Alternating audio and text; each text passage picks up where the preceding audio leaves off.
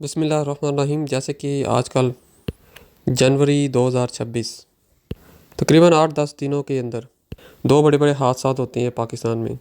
ایک یہ کہ شہر کے اندر شیر کا مالک یہ سننے میں آتا ہے کہ ایک جگہ سے دوسری جگہ شفٹ کرتا ہے شہر کے اندر، یعنی جہاں پہ آبادی ہے، تو وہ ایک بچی کو کاٹ لیتا ہے، تو اللہ کے فضل سے بچی بچ جاتی ہے۔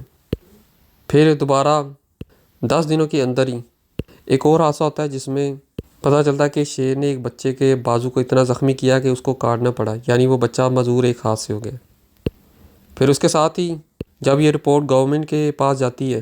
تو پتہ چلتا ہے جو فارم ہاؤس ہے، یعنی کہ شیروں کو جو پالنے والے ہیں، جو رکھوالے جن کے لائسنس بھی ہیں، ان کو کینسل کیا جاتا ہے۔ وہاں پہ جا کے ان کو گرفتار کرنے کی کوشش کی جاتی ہے، ان پہ FIR درج ہوتی ہے اور پابندی لگائی جاتی ہے کہ آپ شیروں کو کچھ کھانا وغیرہ بھی نہیں کھلا سکتے جانور کو۔ اور پتہ چلا کہ 2-3 دن سے جو شیر ہیں وہ بھوکے ہیں، اور ایک کے پاس ایک مونکی تھا وہ بھی بھوکا ہے۔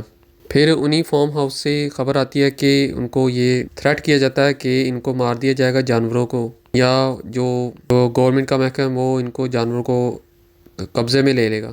تو آہستہ آہستہ بعد میں پتہ چلتا ہے کہ بچے کا جو حادثہ ہوا ہے وہ کیوں ہوا ہے۔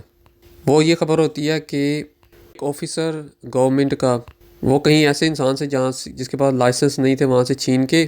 ایک لائسنس ہولڈر کو وہ شیر کسی سے لے کے، یعنی کہ چھین کے، جس کے پاس لائسنس نہیں تھا وہ دے دیتا ہے دوسرے کو جس کے پاس لائسنس تھا۔ لیکن وہاں پہ بچہ کھیلتے ہوئے جاتا ہے تو وہ جو فارم ہاؤس ہوتا ہے وہاں پہ جو پرانا فارم ہاؤس ہے اس کے لیے جگہ انف ہے، لیکن جب اور زیادہ وہاں پہ شیر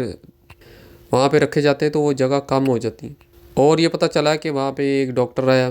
ان سے وہ ہینڈل نہیں ہوا، کوئی علاج وغیرہ چلنا تھا تو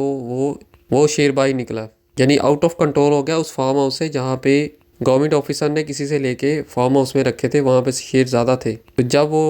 علاج کرنے کوئی ڈاکٹر آیا تو وہ آؤٹ آف کنٹرول ہوا اور وہاں پہ بچے تھے وہ کاٹ لیے ان کو، جس کا بازو جو ہے وہ ڈیمیج ہو گیا اور اس کو کاٹنا پڑا۔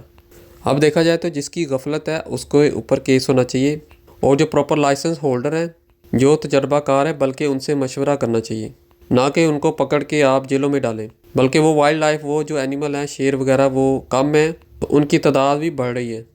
اور یہ ایک پاکستان کی ایک خوبصورتی ہے۔ اور دوسرا ان کا اتنا پیسہ بھی لگا ہوا ہے، ان کا ٹائم ہے، اور جس کا قصور ہے، جس کی غفلت ہے، آپ اس کو پوچھنا چاہیے۔ جو لائسنس ہولڈر ہیں اور جو صحیح کیئر ٹیکر ہیں وہ پاکستان کا ایک اثاثہ ہے۔ اور اگر آپ بے گناہ جانوروں کو ماریں گے تو اللہ تعالیٰ کو گواہ کی ضرورت نہیں ہے، وہ خود بدلہ لینے والا ہے۔ کوئی بھی ملک ایسے بے گناہ جانوروں کو قتل نہیں کرتا سوائے چند کے جو ہدایت پر نہیں ہوتے، اور اللہ تعالیٰ فرماتا ہے کہ انصاف کی بات کرو۔